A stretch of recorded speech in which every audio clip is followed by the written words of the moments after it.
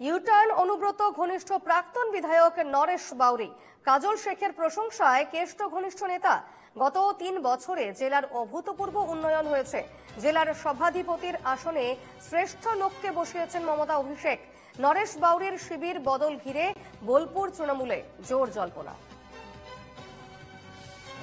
চেয়ারে শ্রেষ্ঠ লোককে বসিয়েছে এবং এই 2-3 বছরের মধ্যে যে উন্নয়নের ধারা সারা সেই মোরারয় থেকে শুরু করে যদি ধরি আমি খয়রসর লাভপুর থেকে শুরু করে প্রত্যেকটি প্রান্তে তার ছোঁয়া, তার উন্নয়ন, তার যে যুবক উঠতি যুবকের যে জোয়ার প্রত্যেকটি কোনায় কোনায় আমাদের পৌঁছে গেছে।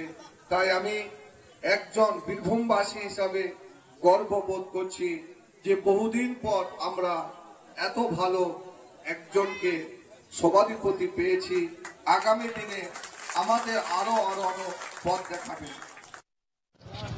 কথা বলে নেব শুভদীপ পাল আমার সঙ্গে টেলিফোনে রয়েছেন। শুভদীপ, কেষ্ট ঘনিষ্ঠ বিধায়ক নরেশ বাউরি তার এই ইউটার্নের পেছনে কি কারণ, কি জানতে পারছো এই মুহূর্তে, কি তথ্য?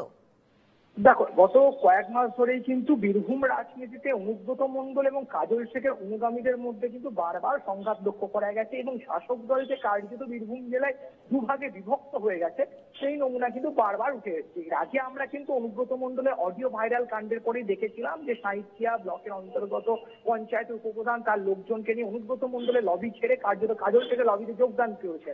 এই মতো পরিস্থিতিতে গতকাল কাজল শেখের একটি কর্মসূচিতে প্রাক্তন বিধায়ক নরেশ বাউরিকে কিন্তু দেখা যায় কাজল শেখের ঠিক পাশে বসে থাকতে, পাশাপাশি মঞ্চে তিনি কিন্তু কাজল শেখের হয়ে প্রভূত সুনাম করেন এবং সেই নিয়েই কিন্তু শুরু হয়েছে রাজনৈতিক চর্চা। কারণ এক সময়ে যে নরেশ বাউরি অনুব্রত মণ্ডলের অত্যন্ত ঘনিষ্ঠ হিসাবে পরিচিত ছিল, সেই নরেশ বাউরির মুখে কিন্তু এবার কাজল শেখের প্রশংসা শুনে কিন্তু অনেকে মনে করছেন যে এবার কিন্তু নরেশ বাউরিও কার্যত দল বদল করে অনুব্রত লবি ছেড়ে কিন্তু কাজল শেখের লবিতে যোগদান করলেন।